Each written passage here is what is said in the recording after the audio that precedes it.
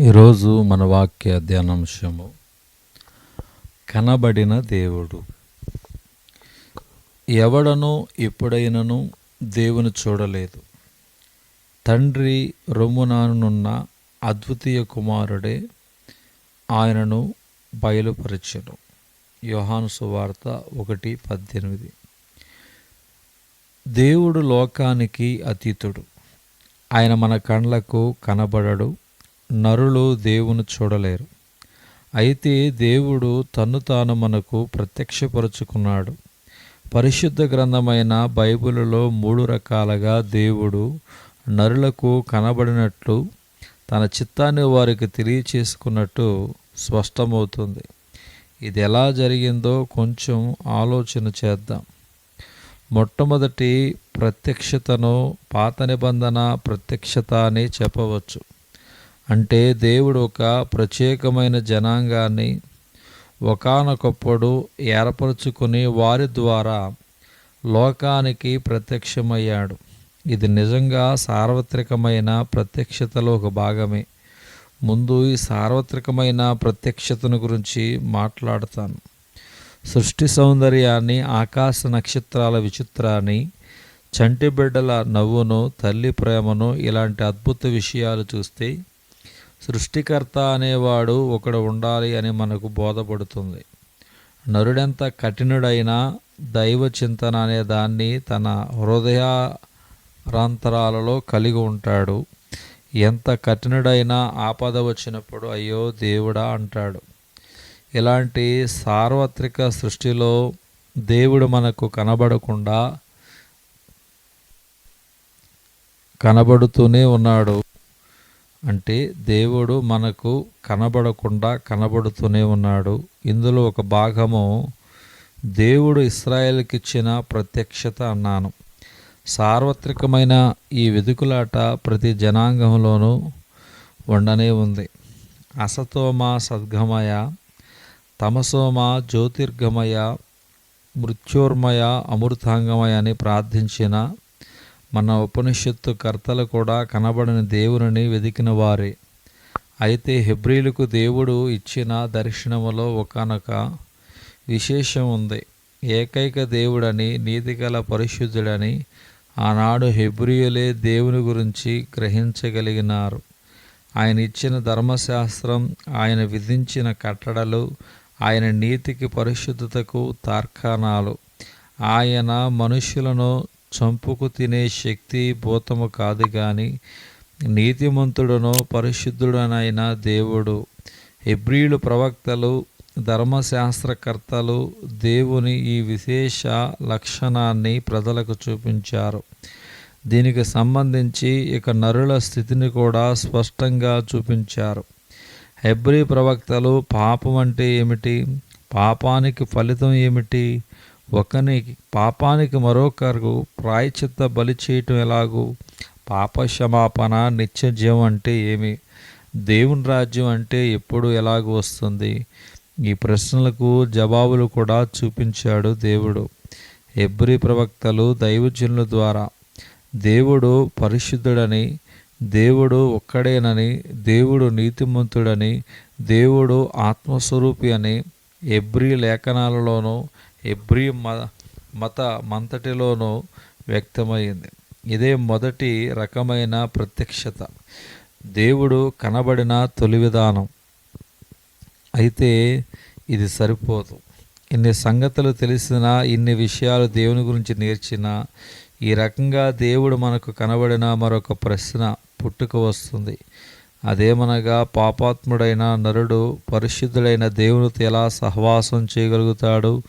దీనితో నరుని హృదయములో ఒక పోరాటం, ఒక వివాదం బయలుదేరింది.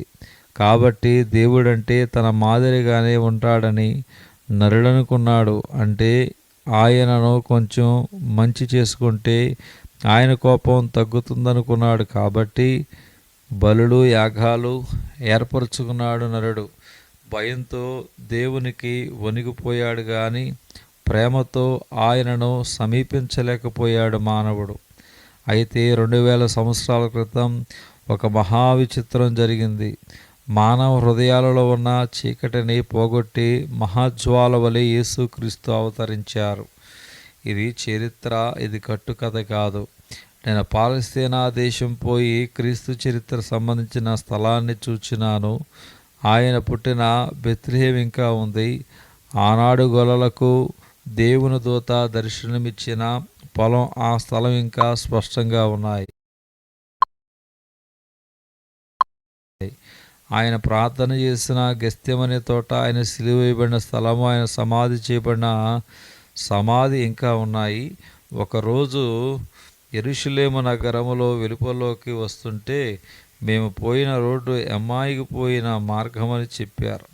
ఆ మార్గం మీదనే సమాధిలోంచి తిరిగి లేచిన యేసు స్వామి స్వయంగా 2 శిష్యులతో మాటలాడి నడిచారు. ఇక బేతేని వెళ్ళి ఆయన లాజరును సమాధిలోంచి బ్రతికించిన స్థలం చూశాడు.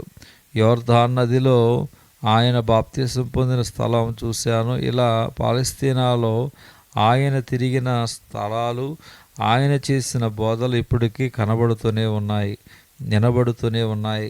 శాస్త్ర పరిశోధన, పురాతన వస్తు సేకరణ ఆనాటి విషయాలను దృఢపరుస్తున్నాయి. యేసుక్రీస్తు అబద్ధికుడిని కానీ, ఆయన చరిత్ర కట్టుకథ పుక్కిటి పురాణముని కానీ ఈ 2000 సంవత్సరాలలో ఎవరూ నిరూపించలేకపోయారు. ఆయన గురించి వ్రాసిన గ్రంథాలు లెక్కలేదు కదా. ఆయన చరిత్రను విమర్శ చేసిన శాస్త్రజ్ఞులకు, పరిశోధకులకు లెక్కబెట్టలేం. అయితే క్రీస్తు దేవుని గురించి తెచ్చిన ప్రత్యక్షత ఎలాంటిది? దేవుడు యేసుక్రీస్తులో మనకి దర్శనమిచ్చాడంటే అర్థమేమిటి? యేసుక్రీస్తు అనే వ్యక్తి ఒకడు లోకములో పుట్టినాడంటే సరిపోతుందా? ఆయన మహాప్రబోధాలు కొన్ని చేసినాడంటే సరిపోతుందా? ఆయన కొన్ని మహాద్భుతాలు చేసినాడన్నా చాలుతుందా? యేసుక్రీస్తు ఒక చరిత్ర పురుషుడంత మాత్రాన చాలదు. సార్వత్రిక ప్రత్యక్షత కంటే పైన నీతి ప్రత్యక్షత ఉన్నదని చెప్పాం కదా. దేవుడు సర్వశక్తి గలవాడంటే చాలదు, దేవుడు పరిశుద్ధుడిని కూడా గ్రహించాలని అన్నాము కదా. అలాగే యేసుక్రీస్తు ఒక గొప్ప బోధకుడన్నా చాలదు, ఆయన ఒక గొప్ప ప్రవక్త, యోగి, అద్భుతాలు చేసేవాడు అన్నా చాలదు.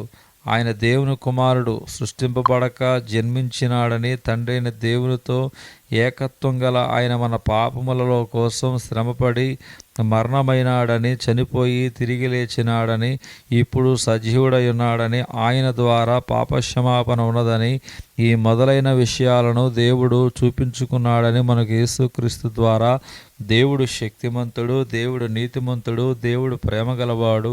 ఈ ప్రేమ సత్యాన్ని యేసుక్రీస్తు ద్వారా మనకు చూపించున్నాడు దేవుడు. నేను శాస్త్రజ్ఞానం ఎక్కువైంది, భూగ్రహాన్ని, అంతరిక్షాన్ని, సూర్యచంద్రులను కూడా హస్తగతం చేసి మరి ఉంటారని నరులు. కాబట్టి నరులు దేవుని సృష్టిలో ఎంత ఆదిస్థానం వహిస్తే నరుని ఆత్మ ఎంత విలువగలది ఉంటుందో కదా. అలాంటి నరునికి దేవుడు తను తాను ప్రత్యక్షపరుచుకున్నాడంటే అది మహా ఘనమైన ప్రత్యక్షత. దేవుడు యేసుక్రీస్తు ద్వారా నరులకు కనబడిన వారు. ఇదే 3వ ప్రత్యక్షత. ఇదే అత్యధికమైనటువంటి సంపూర్ణ దర్శనం, విశ్వాసం ద్వారా కలిగే ఎరుక. పస్కల్ పండితుడు ఇలాగంటున్నాడు: నరుడు ఒక రెల్లుకర్ర లాంటి వాడు, అయితే అతడు యోచన గల రెల్లుకర్ర. నరుడిని నాశనం చేయడానికి మహాప్రపంచం లేవనక్కరలేదు. ఒక నీటి బొట్టు, ఒక చిన్న మబ్బు తెర అతను చంపడానికి సరిపోతుంది. అయినా కానీ ఇలాంటి శక్తి కలిగిన లోకం కన్నా నరుడే ఉత్తమైన వాడు. ఎందుకంటే తనకు మరణం అనేది ఉందని నరునికే తెలియను. భౌతిక ప్రపంచం తన మీద పెత్తనం చేయగలదని ఒక నరునికే తెలియను. ఈ సంగతి భౌతిక ప్రపంచానికి తెలియదు. నరునికి జ్ఞానం ఉంది అని చెప్పాడు పాస్కల్. నిజమే, లోకానికి కనబడ్డ దేవుడు ప్రేమాస్వరూపైన దేవుడు, నరుని వెతుక్కుంటూ వచ్చిన దేవుడు, నరుని చెలిమి కోరి వచ్చిన దేవుడు. ఆయనతో సహవాసం చేస్తేనే నరునికి సంతృప్తి. ముందు ఆయనే మన సహవాసాన్ని కోరుతున్నాడు. ఈయనే కనబడిన దేవుడు. దేవుడు ఈ కొద్ది వాక్యము దేవుడు దీవించును గాక. ఆమేన్.